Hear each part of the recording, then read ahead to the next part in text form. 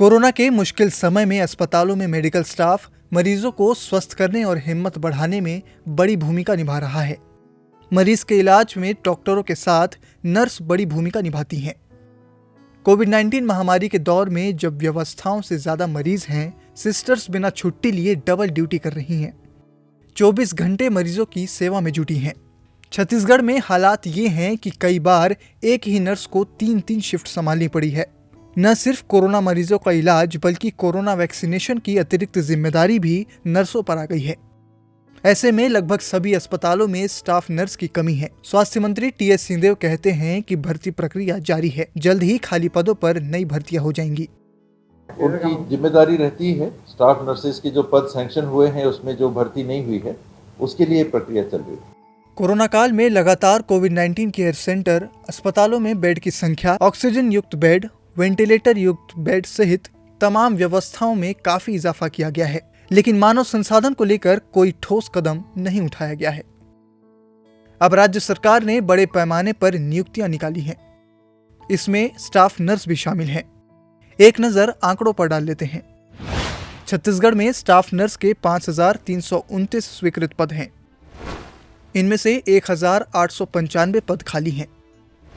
विशेषज्ञ चिकित्सकों के 1,596 पद स्वीकृत हैं। इनमें से 1,359 पद खाली हैं। टेक्नीशियन के 1,436 पद स्वीकृत हैं। इनमें से 989 पद खाली हैं। राज्य सरकार के द्वारा लगभग 1,600 से ज्यादा पदों पर नर्सों की नियुक्ति की प्रक्रिया शुरू की गई है। तो हमको भी लगता है कि कोरोना के शिकार हम न हो जाए, फिर भी हम लोगों की सेवा कर रहे हैं। हम लोग कोरोना का टेस्ट भी करते हैं, उनको अगर पॉजिटिव आ गया तो सही उपचार भी दिलाते हैं, होम आइसोलेशन के बारे में भी बताते हैं, बीपी चेक करते हैं, शुगर जांच करते हैं। जो भी उनको आवश्यक चीज़ें हैं उनको इस छोटे क्षेत्र में भी पहुंचाने की कोशिश किया जाता है, ताकि उनको बड़े जगह जाके पॉजिटिव ना होना पड़े। और संक्रमण से बचाने के लिए इस छोटे स्तर पर भी हम ये सारी सुविधाएं दे रहे हैं। All India institute of medical science के सदस्य डॉक्टर राकेश गुप्ता कहते हैं कि नर्सों की भर्ती से चिकित्सा व्यवस्थाएं मजबूत होंगी। डॉक्टर गुप्ता ने कहा कि डॉक्टर के साथ नर्स और पैरामेडिकल स्टाफ इलाज में बड़ी भूमिका निभाता है। कोविड-19 में पूरे विश्व में सबसे अग्रिम पंक्ति में अगर कोई खड़े होकर लोगों की मदद कर रहा है और भगवान के रूप में सामने आया तो हमारी नर्सिंग की बहनें हैं। आज इतना कठिन दौर चल रहा है, जब एक परिवार का एक सदस्य किसी को कोविड हो जाता है तो परिवार के दूसरे सदस्य उससे दूरी बनाने का प्रयास करते हैं। उस समय भी अपने परिवार के साथ रहने वाली हमारी बहनें अपने छोटे छोटे बच्चों को भी बच्चे भी उनके साथ होते हैं। उसके बावजूद वो हमारे पेशेंट की, हमारे प्रदेश में रहने वाले लोगों की जो कोविड-19 से जंग लड़ रहा है उसकी मदद करने के लिए सबसे आगे रहती हैं। वो नर्सेज डे के दिन ही हम लोग उसका श्रेय देते हैं। मुझे लगता है कि जो कमी है चिकित्सा विज्ञान के सिस्टम में, उसमें सबसे ज़्यादा नर्सेज और पैरामेडिकल की भूमिका की सराहना करना है। अगर आने वाले दिनों में नर्सेज की जो कमी है या पैरामेडिकल स्टाफ की कमी है सरकारी अस्पतालों में, उसको पूरा कर लेने से चिकित्सा तंत्र को मजबूत किया जा सकेगा।